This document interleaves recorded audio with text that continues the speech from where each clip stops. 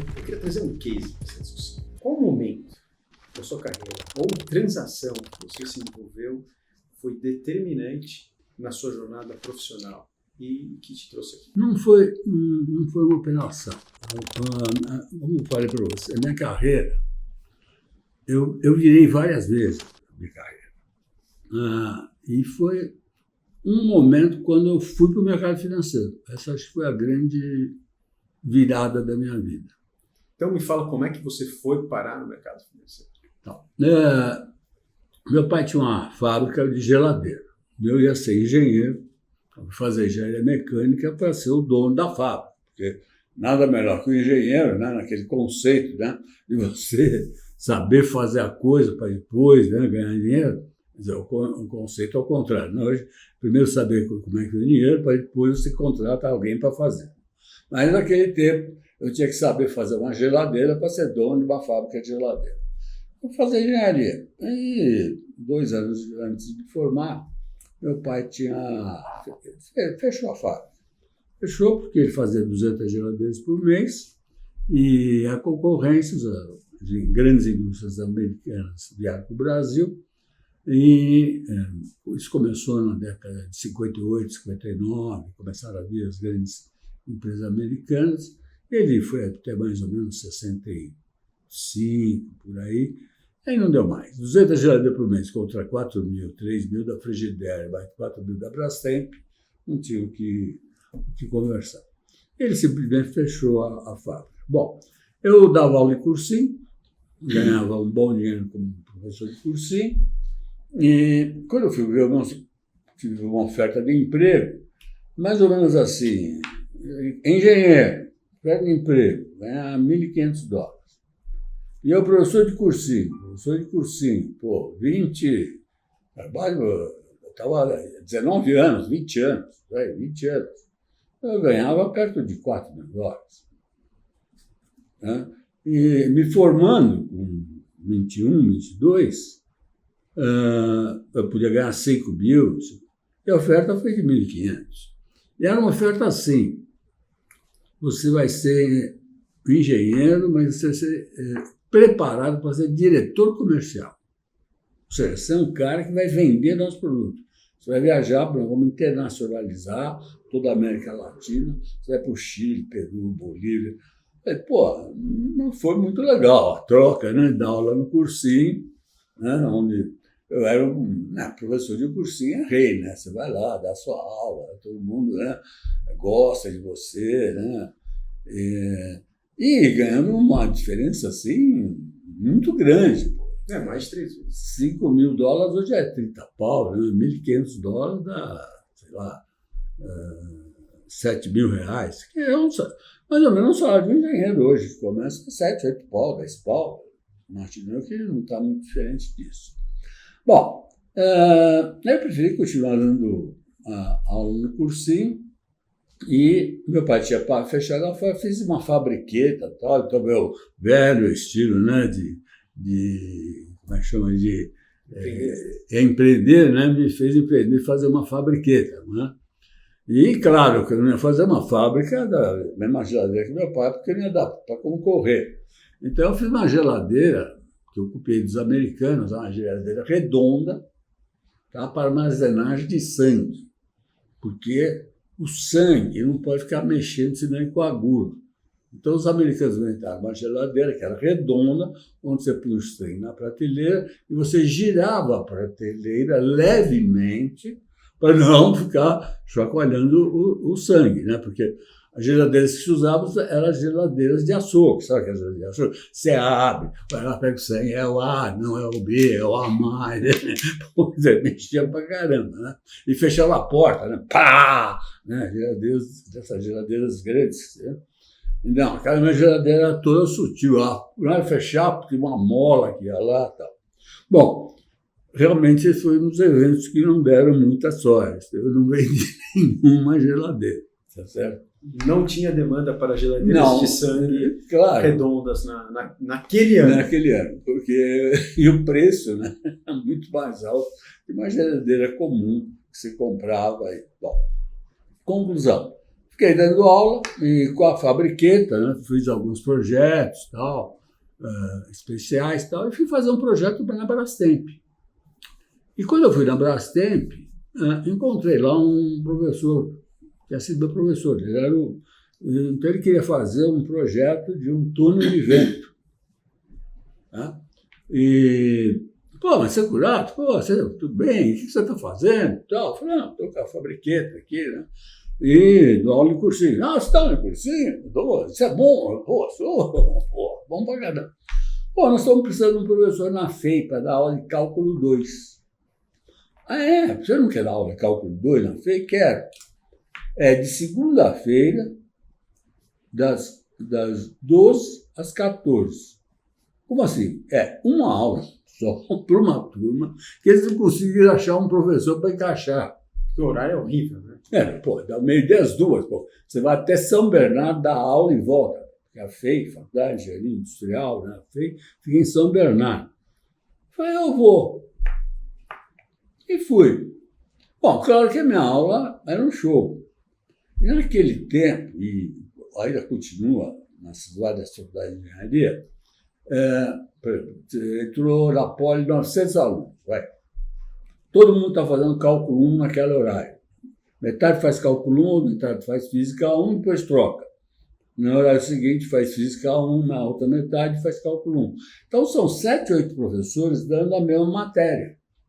E obrigatoriamente a matéria tem que ser a mesma. Primeira semana, uma mesma matéria, segunda semana, mesma matéria, terceira, porque depois a prova é unificada. Conclusão: os alunos faziam o quê? Eles ficaram os melhores professores e iam para a sala dos melhores professores. Você fez engenharia, você deveria ter ido para a sala do que era o melhor professor de cálculo lá. Eu não lembro. Você não lembra. Mas, enfim.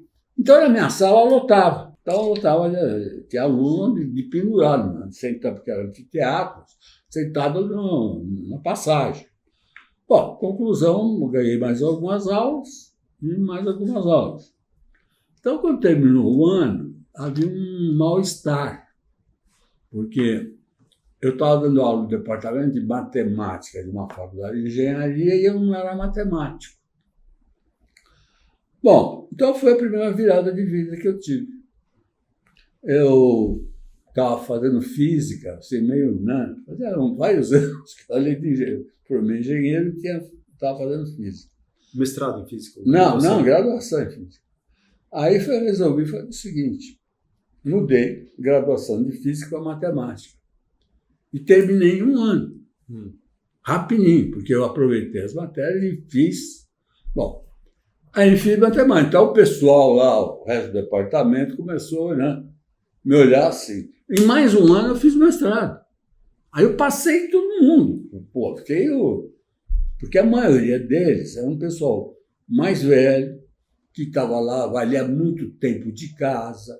Quer dizer, quanto tempo você está aqui, você já virava professor adjunto, né? Agora, não tinha a ideia de mestrado, doutorado, era muito difícil. Aliás, nessa época, estou falando de 72, foi implantado o mestrado e doutorado na USP. E quando eles implantam o processo de mestrado e doutorado na USP, você faz direto, não precisa fazer matéria, mão de disciplina, não. Você vai lá, apresenta a tese e for boa a prova.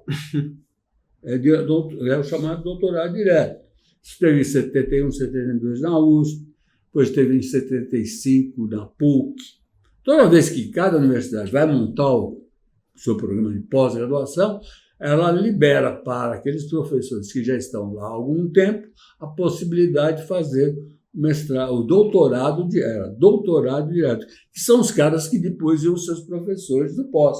Entendi. Isso aconteceu na USP na década de 71, 72, aconteceu na PUC 75, mais ou menos, e aconteceu no Mackenzie na década de 80, mais ou menos essas coisas.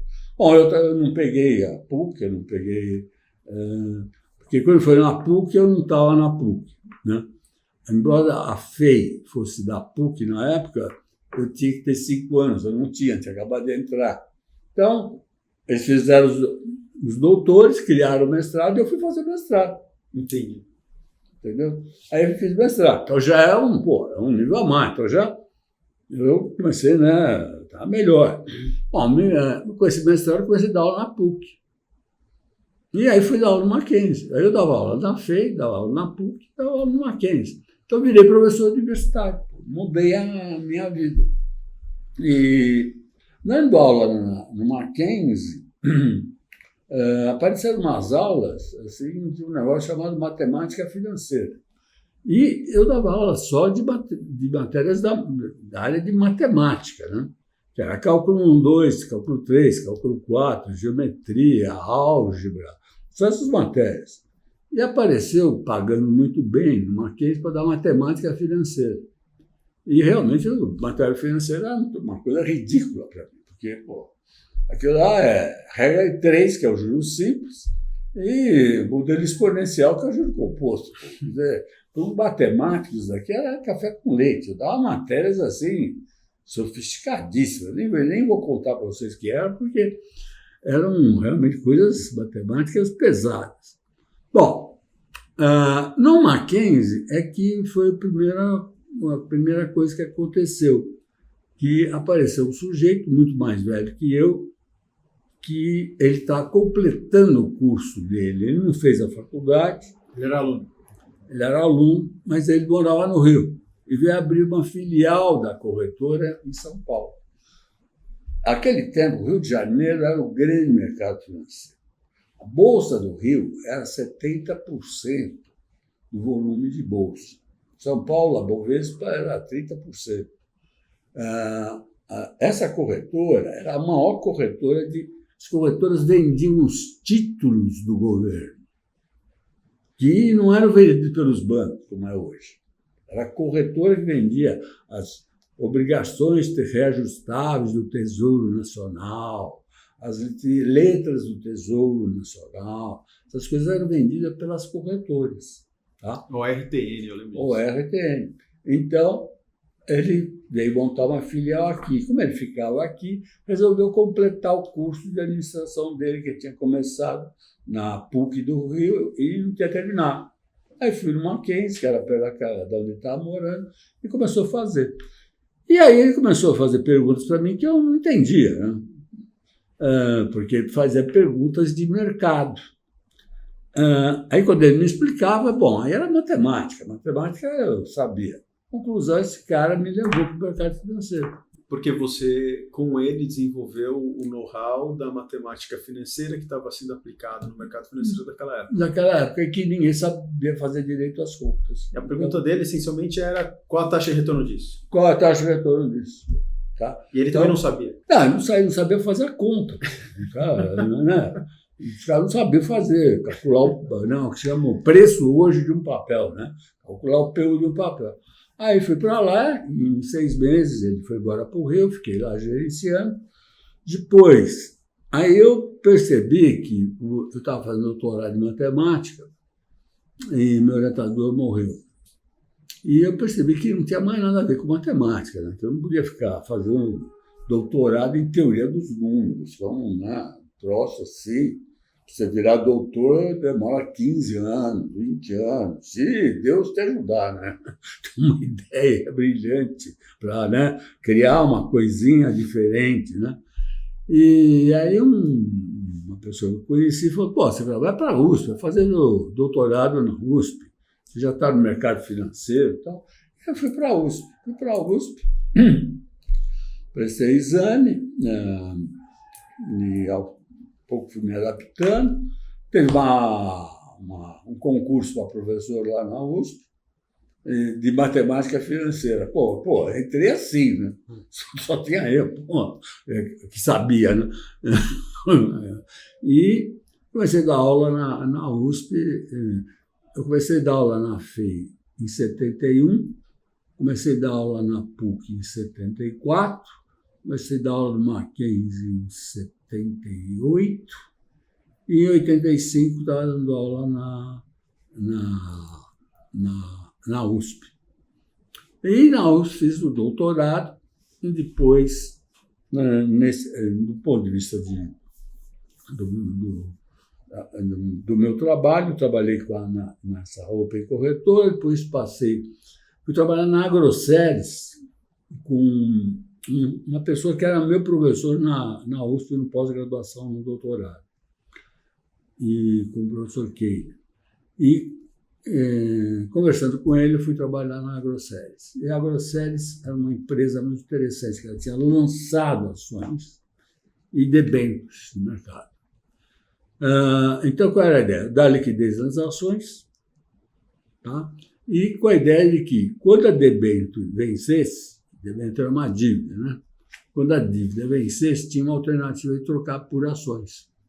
Então, se você tem uma ação líquida, a ação que valorizou razoavelmente bem, o cara tendia a fazer a troca pela ação.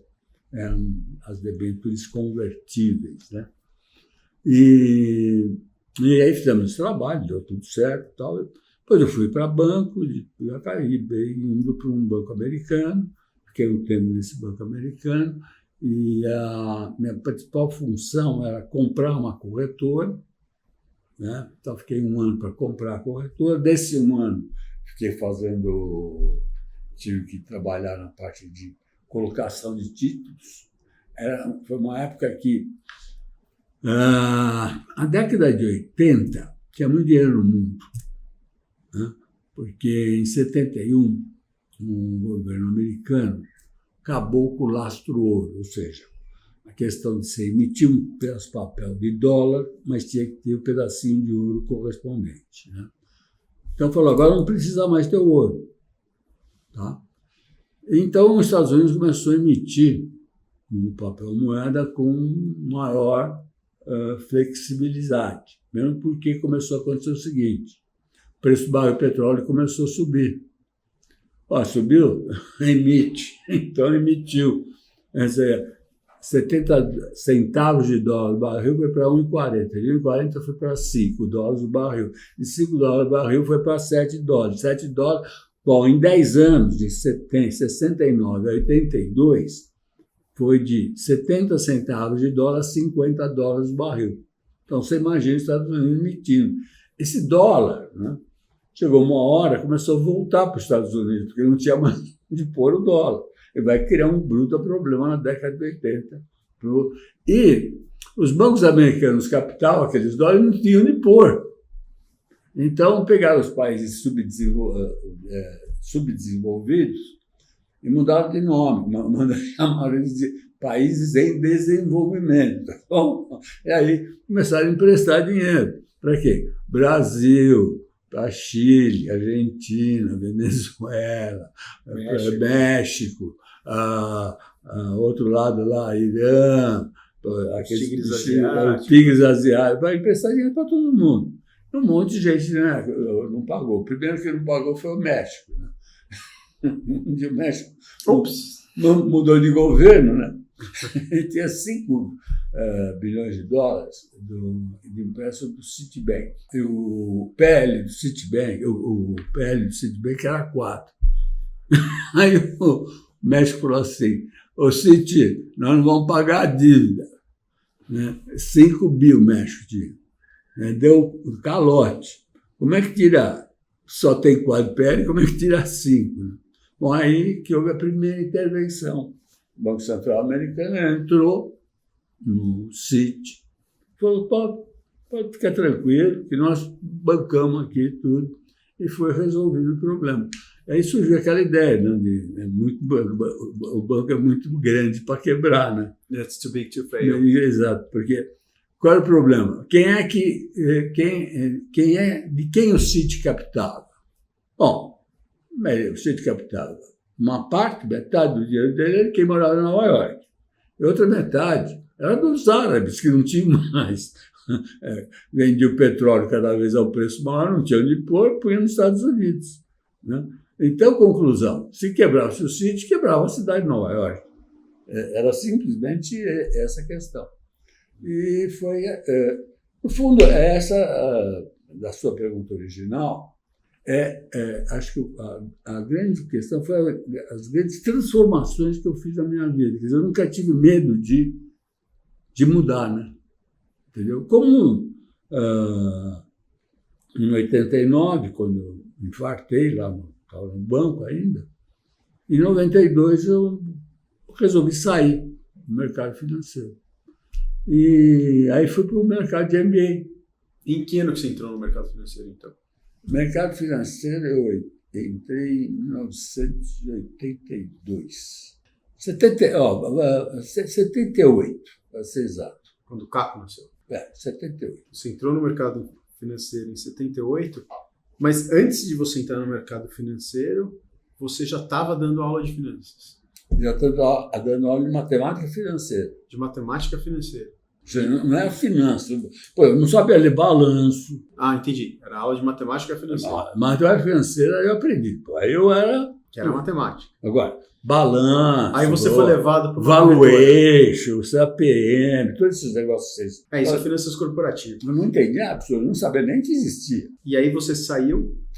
Aí eu pedi licença da FEM, que eu tinha as aulas durante o dia, fui para o mercado financeiro, fiquei só com as aulas da PUC da noite, eu também tinha aula da PUC durante o dia, e a Mackenzie à noite. Fiquei com quando eu entrei na USP, eu só dava aula de sábado de manhã, porque eu dava uma matéria chamada Mercado Financeiro. Pô, aí eu estava, né? Aluno da Poli, da matemática, todo mundo assistia aula comigo, porque em 85 eu já era uma fera, né? E aí você entrou em 78, você saiu em que ano? Eu saí do mercado... Você saiu com a venda do Garavella, não foi? Não, eles continuaram. Não, mas você saiu do mercado financeiro. Quando o Pittsburgh foi vendido. Quando o Pittsburgh foi vendido. Então eu saí em 92. Eu fiquei um pouco ainda representando um banco, que era o Banco de Montevidéu. Ah, sim. Já tinha um ano. Mas já estava na USP, já... E aí você entrou no mercado de MBA que você falou. Você está gostando do que você está ouvindo? Você tem que acompanhar os nossos outros canais nas mídias sociais. O primeiro é óbvio. Você já me segue lá no LinkedIn? José Roberto Securato Júnior. Tá como José Securato. Me manda uma mensagem. Fala que você ouviu o podcast. Eu vou gostar de saber um pouquinho sobre você. Tem uma provocação para te fazer agora. Será que você conhece bem esse convidado? Vai lá nos comentários e escreve o que você acha que ele faz que não está escrito no LinkedIn dele. Aperta pause, escreve lá e depois volta aqui.